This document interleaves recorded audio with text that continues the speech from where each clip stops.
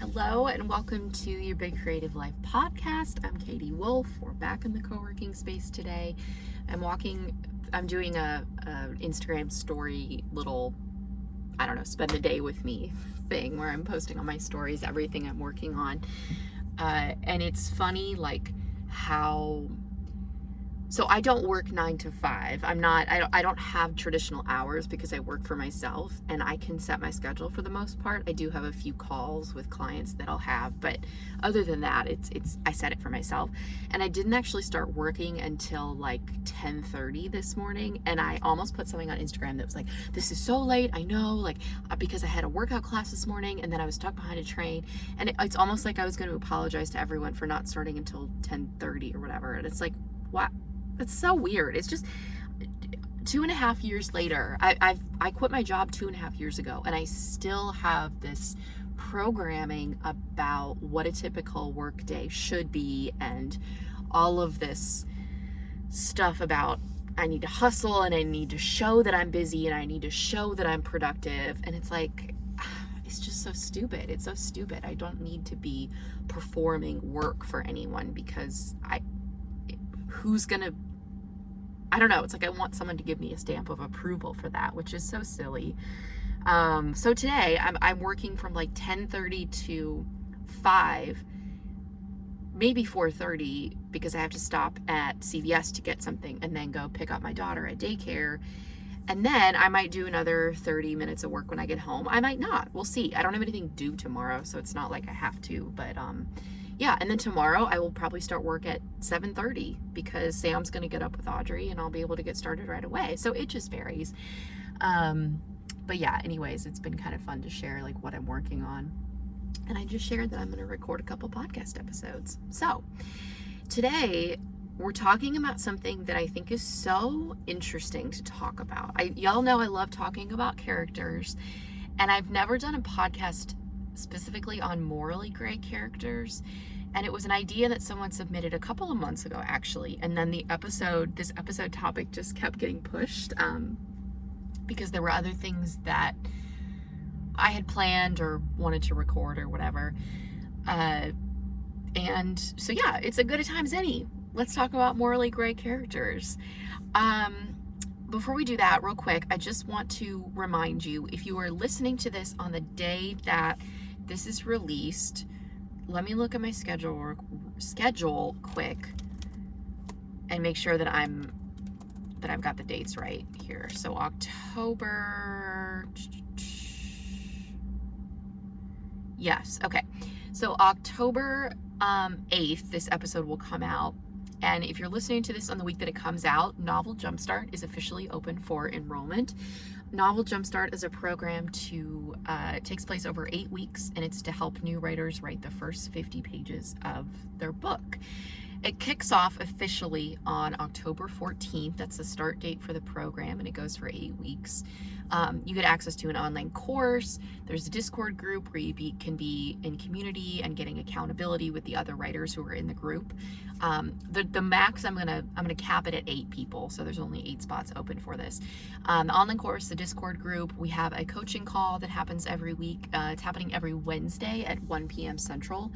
And then at the end of the 8 weeks, so in December, I will read over your first 50 pages and give you notes and suggestions. So there's also an editing component, which is really valuable because getting feedback at an early stage can help you spot issues in your plot, issues in your character, instead of waiting until the very end to get that kind of feedback. It can be super valuable to help you course correct. And just start to learn more and understand more about story structure, about writing characters, developing conflict, world building, all of these pieces that are so essential when it comes to writing a book. So check out Novel Jumpstart if you're interested. Again, just 8 spots open. We start Monday, October 14th. And yeah, I think that's everything. You can always DM me on Instagram if you have a question about it. Okay, morally gray characters. So what I want to do in this episode is just give you some traits of morally gray characters, because I think this will do 2 things. Number 1, it's going to help you spot morally gray characters in fiction. But then number two, it's also going to help you understand how to write a morally gray character if that's something you're interested in. Because morally gray characters appear a lot in fiction. They're really fun to read, they're fun to write, because they represent the complexity of humans. They're not one thing. They're not pure good, they're not pure evil, and it's fun to dive into that. So, the traits of a morally gray character. If this is a term that you are not familiar with and you're hearing me talk about this for the first time, basically it just means a character who lives in this gray area, this morally ambiguous area where, like I mentioned, good and evil a second ago, they're not completely in the good spectrum, but they're not completely in the evil spectrum either. They're somewhere in the middle. So it's not black and white, it's gray. That's essentially what that term means. First trait of a morally gray character is they want what they want regardless of the cost. And they have a reason for why they want what they want. This is a piece that is key for a character if they are truly morally gray.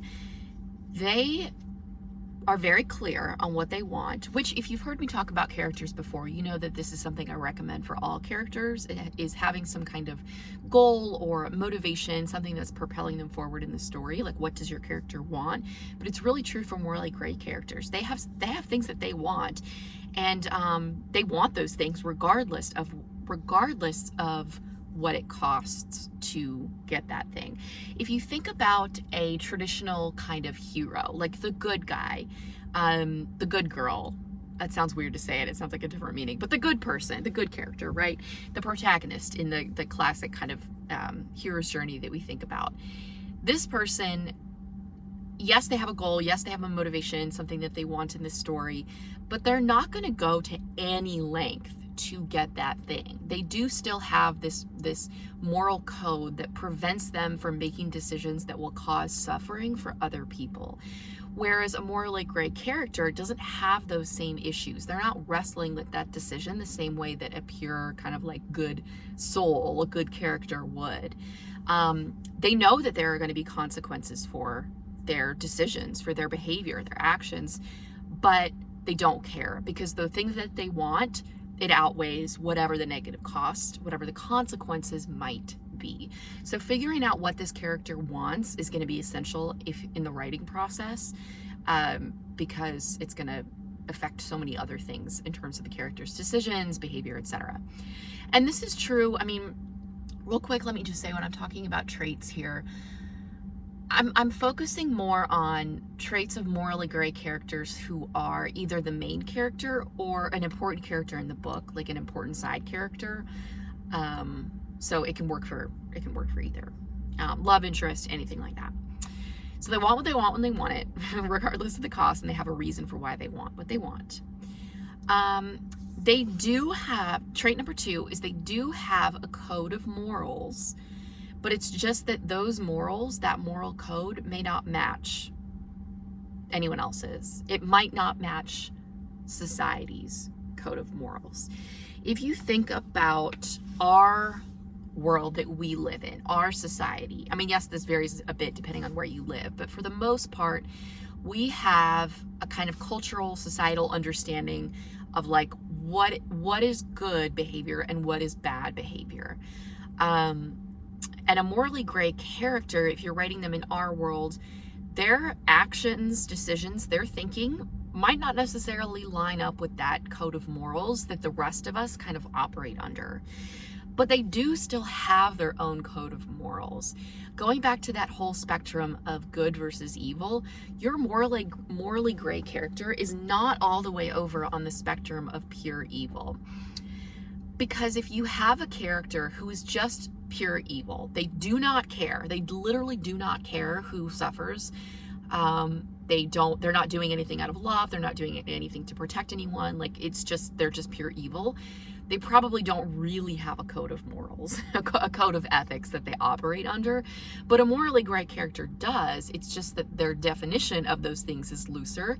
They have their own internal guidance about those things. Later on, I'm going to give you some examples of morally gray characters. So if you're not quite tracking all of this yet, or it feels kind of fuzzy, maybe some examples will help. So just stay tuned for that. The next trait of a morally gray character is they have deep feelings, even if that's not always evident to the other characters in your book. They're not just brooding and pissy and sulking or sullen or whatever adjective we might use to describe. I'm thinking particularly of male morally gray characters. They have a rich inner life. They have a lot of feelings. They have they have fears that they're dealing with and working through, but they're not necessarily revealing that to people. And why I mention male morally gray characters specifically is because I actually see this a lot, both in client manuscripts that I'm editing, but then also books that I just read for fun, because I read a lot of fantasy. I guess this is more specifically for fantasy or like speculative fiction. I see a lot of male morally gray characters where it's clear what the writer's doing. It's clear that this character is ambiguous. There's a level of grayness to how they're operating. It's not the pure good, pure evil kind of black and white situation. So it's clear that that's how the reader's meant to interpret this character. But what ends up happening is that the character comes off as just like, they have a lot of jaw clenching. They're very sullen. They're like dark and handsome and brooding. And we love that. They're intense. And we love that. That's so fun. It's definitely sexy and pulls us in and all that stuff. But there has to be more underneath their surface. There has to be more to this character than just the morally gray, sort of possibly kind of dangerous bad guy who's sexy and clenches his jaw a lot. Like, there has to be more to the character than just that. So if you are writing a character who is morally gray, who is a male, and who maybe is in one of those genres that I mentioned, just take care to not it's just become such a trope, I feel, at this point. So see if there's a way that you can mix that up. And tropes exist for a reason. There's a reason that works so well, especially in something like romantasy. But again, just make sure that you're not kind of like limiting the character, especially if he is a really main character or the main character, that you're not limiting the character to just those things. Go a few layers deeper with who they are. And then another trait that I want to share, this is one that's not true in every circumstance, but in most cases this is true, that they have a background or a backstory that explains why they are the way that they are. Again, this is not true in all cases, and if you have a morally gray character who's just a side character, and yeah, maybe they play a somewhat of a big role in the plot, but they're not the focus of the book, then maybe we don't have an opportunity to really dive into their backstory in great detail to understand why they are the way that they are. They might just be that way. But in a lot of cases, these characters have a history. They weren't just born being morally gray. Events happened over the course of their life that shaped them into the person that they are today, to the outlook that they have, how they view the world, how they relate to other people, the things that they care about, how easily they trust or don't trust. Like, all of this stuff is just a stew, and it mirrors real life, right? If you think of a morally gray person in real life, well, not even just a morally gray person, if you think of just a person in real life, we are shaped by our experiences. And it doesn't mean that because we have X, Y, and Z experience that will naturally lead us to be this way. And it doesn't mean that we can't overcome and move past those things. Of course we can. It's just that all of that plays a role in our worldview, especially if we don't do anything to shift it and change it intentionally. So the same is true with your characters, and especially the morally gray characters. Okay, so those are the traits that I want to cover. That's not completely comprehensive. Like, it doesn't cover every nuance of morally gray characters, but that gives you a good baseline, a good understanding, so that when you are reading, you can start to identify these characters more easily. And then also when you're writing, hopefully it'll be a little bit easier to write these kinds of characters. I'm going to give you a few examples, and I'm going to give you some examples from like TV or movies as well, because sometimes that's a little bit easier to wrap your head around conceptually. Okay, the first one, I'm going to be totally honest. Whenever anyone talks about a morally gray character, and it's a male character, the first thing I immediately think of is Damon Salvatore from the Vampire Diaries. I don't even care that I'm a 37-year-old woman admitting this. I love the Vampire Diaries. It's like my comfort show. I rewatch it probably like once a year. It's so silly. It's just escapism. I just love it. Damon Salvatore is a great example of a morally gray character because, and if you've never seen the show and you have no idea what I'm talking about, this will go over your head, but you can always just do a little bit of research to familiarize yourself with his character or the show. So he is morally ambiguous, morally gray, because he makes decisions based on what he wants and who he wants to protect, and he does not care who gets hurt in the process. He's a vampire, so he has this element of like ruthlessness to him anyways, just because of the nature of what he is. But as he starts to care about Elena and fall in love with Elena, like, he will do anything to protect her. He will kill, he will manipulate people, he will do anything it takes to protect her. So he has a code of morals. He's extremely loyal, he's very loving, there's a lot going on underneath the surface. He has fear, he has all these deep emotions, but the way that that's not always the way that he presents. And he has a code of morals. There are lines that he will not cross, but those lines get pushed further and further and further, and he does stupid things, he makes mistakes, but a lot of his decisions and behaviors are driven solely because he loves Elena and he wants to protect her at all costs. Whereas other characters who care about her do care what the consequences are, and they're not willing to cause other people to suffer in order to protect her. So he's like kind of a classic example. Another example is Lisbeth Salander from Girl with the Dragon Tattoo. I love these books. The movie, I've seen both of the movies and they're fine, but I really love the books. And I wanted to choose a female character because she does not fit the kind of like tall, dark, and handsome, brooding male that we get in fantasy a lot of times, who is morally gray. So Lisbeth has her own morals. She has a code that she lives under, but it doesn't necessarily match society's rules and society's kind of morals that are pushed upon her. But she has a very clear sense of justice, right? If you think about the behavior, if you think about the kinds of things that she's involved in, she has this sense of justice, and she wants to hold people accountable and see things made right. But the way that she goes about it, she doesn't necessarily care that people might get hurt along the way, in big ways or small ways. And yeah, so she's an example of a morally gray character as well.